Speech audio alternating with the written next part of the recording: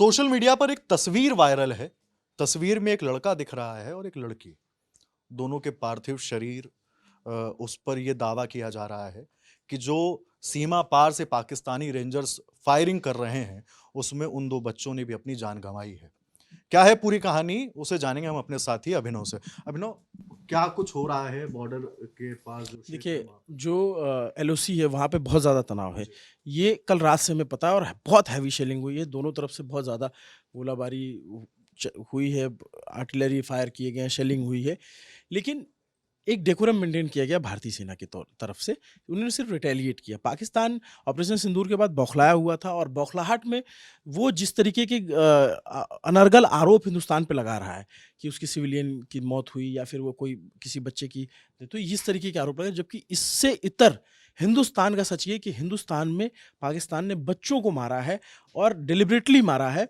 और जिन जगहों पे जिन लोगों को घायल हुए हैं, जिनकी मौत हुई है, उनकी लिस्ट हमारे पास है। आप समझिए कि किस तरीके के पागलपन के हद पर जाकर पाकिस्तान काम कर रहा है।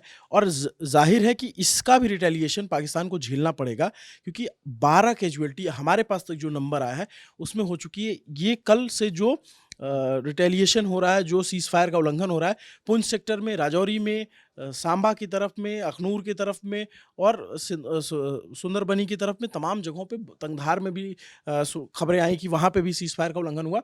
और उसके बाद जिस तरीके की तस्वीरें आई वो बहुत ही विभत्स, बहुत सी डरा देने वाली और बहुत ही एक एक्ट ऑफ वॉर जैसा काम पाकिस्तान ने किया है। ये वो लिस्ट है जिसमें टोटल 53 लोगों के नाम हैं जो पाकिस्तान की शेलिंग के, पाकिस्तान की गोलाबारी की चपेट में आए। इसमें जो सबसे दुखद और सबसे दर्दनाक नाम है वो ये 2 बच्चों का है। मैं इसको थोड़ा सा जूम आउट करूं तो यहाँ पर 2 बच्चे हैं जिनकी मौत हुई है। एक 14 साल का बच्चा है रमीज़ खान और एक रमीज़ खान और सॉरी, एक अयान और एक अरूबा, दोनों भाई बहन हैं। एक ही पिता एक ही माता के बेटे हैं। एक 14 साल का लड़का और एक 12 साल की बच्ची की मौत हुई है, हत्या की है पाकिस्तान ने। इसके अलावा जो है टोटल 42 लोग जो अभी भी इंजर्ड हैं, जिनका इलाज चल रहा है, 41 लोग, और 43 लोग हैं एक्चुअल में। 41 का इलाज वहाँ चल रहा है, 2 को रेफर किया गया क्योंकि उनकी हालत गंभीर है। 12 लोगों की मौत हुई है। और ये डेटा बताने के लिए काफ़ी है कि पाकिस्तान किस हद तक जा करके हिंदुस्तान के शहर में गोलाबारी कर रहा है, गाँव में गोलीबारी कर रहा है और निशाने पर। क्योंकि जब आप देखेंगे तो ये वार्ड नंबर 10 पुंछ, यानी शहरी इलाके में, बस स्टैंड पुंछ, शहरी इलाके में अटैक किया जा रहा है, सिटी पुंछ, ये सारे इंजर्ड हैं। ये वार्ड नंबर 10 में अमरीक सिंह, उनकी मौत हुई है। ये अमरजीत सिंह है, अमरजीत सिंह की मौत हुई है, ये भी उसी इलाके के हैं। इसके अलावा आप देखेंगे तो ये रंजीत सिंह हैं, उनकी मौत हुई है। और जो डेड जिनकी जिनकी मौत हुई है उनके नाम में देखें तो वार्ड नंबर 1 पुंछ में ये मोहम्मद अकरम है, 40 साल के, उनकी मौत हुई है। काजी मोहम्मद इकबाल हैं, इनकी मौत हुई है। ये तमाम वो नाम हैं जो पाकिस्तान की शेलिंग में, काला सिंह के जो बलविंदर कौर हैं, उनके उनके उनके घर में उनकी मौत हुई है। 12 साल का बच्चा है रविंदर कौर, उस रविंदर कौर, उसको उसको चोट लगी, वो घायल है। 40 साल के व्यक्ति जो शकीला हैं, उनकी मौत हुई है।